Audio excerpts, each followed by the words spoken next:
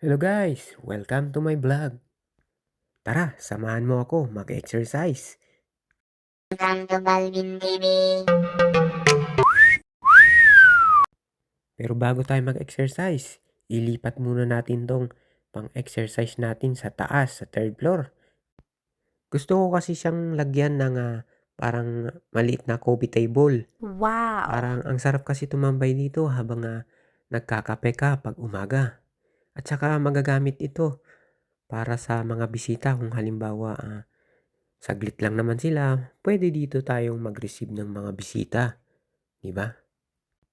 Itong machine na 'to ay nabili ko sa Shopee, guys. So, ilalagay ko na lang yung link sa baba kung interesado ka. At para lumuwang ang baba namin, kasi parang ang sikip sa akin kung nandito lahat yung mga pang-exercise namin, guys. So, naisip ko mas maganda kung nasa third floor siya para kahit anong kalat do'n, walang problema. 'Pag sa baba naman, 'di makakaikot-ikot kami ng maayos. Mahirap din kalasin, guys, maraming mga tornilyo. At sana hindi ako mamaya malito pagka bubuuin ko uli. Oh, kaibigan, baka nalimutan mo hindi ka pa nakapag-subscribe. Pindutin mo na yung subscribe button para hindi mo malimutan. Oh, habang ako'y pinapanood mo ako diyan at para ganahan akong mag-voice over, 'di ba? First time ko lang mag-voice over sa isang buong video. Oh, let's go. Pindutin mo na.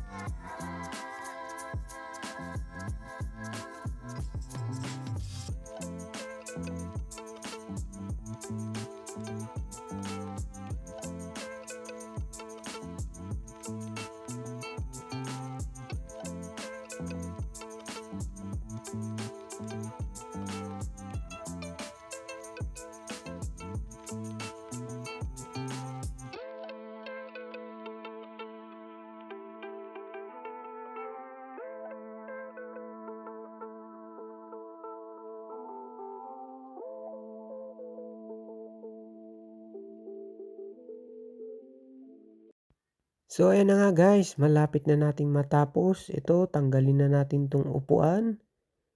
May dalawang tornilyo diyan. Ayan.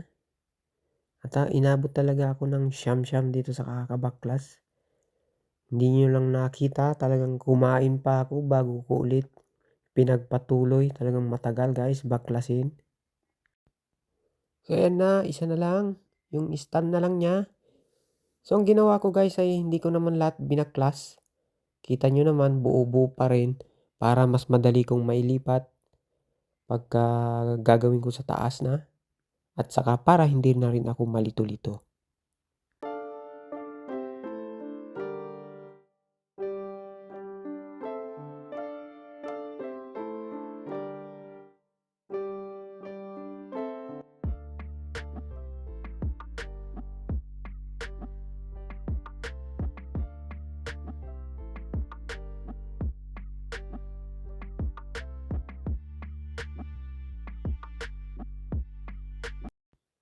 So ayan na nga guys, nailipat ko na sa 3rd floor. Ayan, inakyat ko pa lahat yan kasama ng aking anak. Ayan, so ibalik natin, buuin natin uli. Ito yung mahirap guys, talagang binaklas natin tapos bubuuin uli natin. 'Di ba? Para tayong tangan yan. Pero syempre yun ang aking kagustuhan kasi para mapaayos ko sa baba. So kaya ko ginawa yan. Okay lang na mapagod ako. Isang araw lang naman yan. At least ikakaganda naman ng bahay.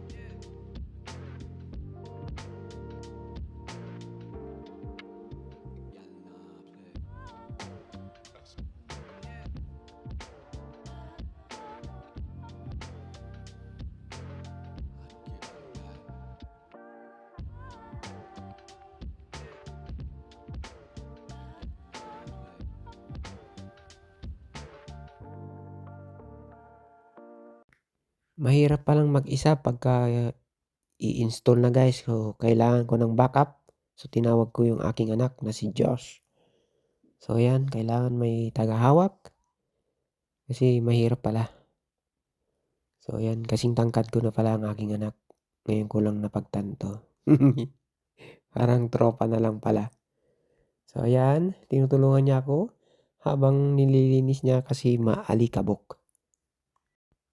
Ang sipag naman ni kuya. Nagpresenta siya na linisin.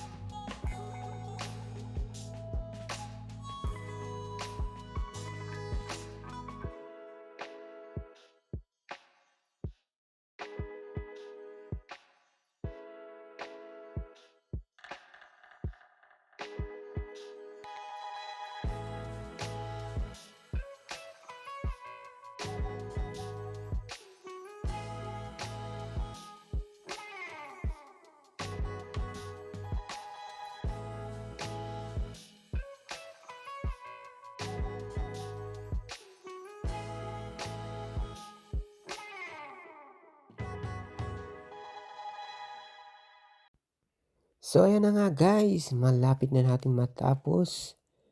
Ayan, nagkanda hilo-hilo na ako sa paglulusot ng mga kable niya dahil minsan mali, kaya balik uli.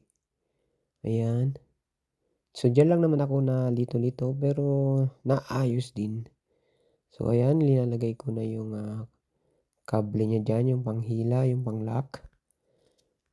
Ayan, chine-check ko kung okay. Tapos yan yung lock niya.